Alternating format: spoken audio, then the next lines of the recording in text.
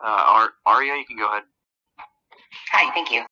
I not to make light of the potential situation, but I wanted to talk about when it comes to the propaganda that's being pushed on children.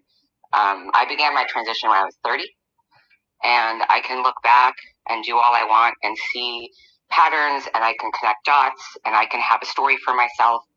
And I know for a fact that I would not have been able to transition in any way close to what I needed to if I had done so at 6, if I had done so at 16, if I'd even done so at 22. I needed to be able to go through enough life. And life is subjective for everyone. So personally, I do feel that I needed to wait because I had a lot of other things that I needed to kind of get through first. And I also believe as far as my transition is concerned, I hesitate to talk about this with most people. My taking estrogen is in effect for me at this point in my life. It's more of a behavioral drug as opposed to my transitioning from one sex to another or gender to another or whatever terms a person might use. I see it as I had no way to be able to deal with my own mental health issues beforehand. I know that people sort of casually and caustically throw around when they talk about aggressive men, which I think is ironic because there are many aggressive trans women at this point. But they'll kind of casually throw it, oh, you should take this drug, you should take estrogen, you should take spironolactone, you should chill the fuck out.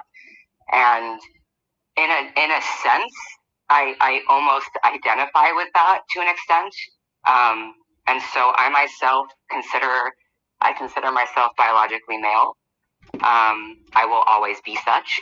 And I recently have been leaving the left behind because I am seeing that is more and more not the case with what people, which is, it's frustrating for me to know that on one side there are genuine, earnest people who transition because of authentic reasons, and again, reasons could be subjective, but there is sort of the objectivity of not really knowing what the cause is, and so it's very difficult to know exactly where it came from.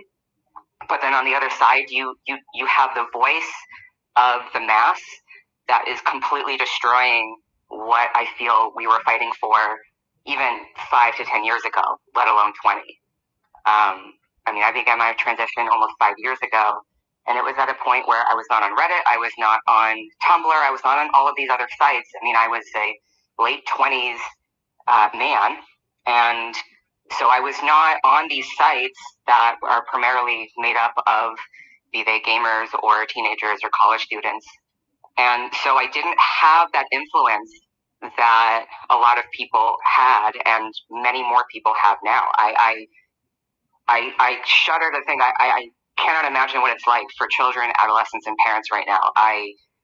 Every time I see something in the news about quote unquote trans kids, I don't know what to say about it because I can't say what I actually think about it. And it makes it very difficult. I don't really have much of a focus on what I'm saying right now, so I apologize if I'm rambling. This is my first space. But I at least wanted to chime in a little bit to say that. Ratty, if you want to give it a shot again, I know we were having mic issues. It was actually the app. I would press the microphone and it would immediately turn itself off. So one of the things, I was starting to talk about what Dee Dee and Katie had said, and what I would encourage people who are concerned about the political, legal rights and politics and addressing the ideology head on is ally yourself with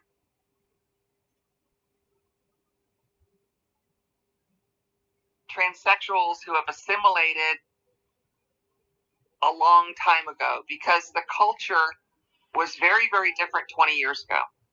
And 20 years ago, none of us followed women into women's restrooms unless we were not going to cause a stir.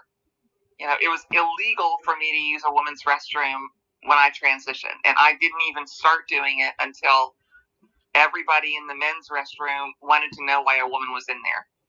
And that is a big difference. And all of this stuff, in terms of our ability to police ourselves, to say that Morgaine Ogre is a man who hates women, and that is what he is, if you don't know who that is, we could do that. And now the ideology is trying to silence us. And so if you are interested in activism and really addressing this head on, and you need somebody who can speak authoritatively, like not just, I hate to say a TERF, I'm probably the only actual TERF here, find transsexual women and even transsexual men who transitioned 20 years ago. Get them in your corner. They will talk about how much the culture has changed and how much the ideology is really idiotology, because it is profoundly stupid.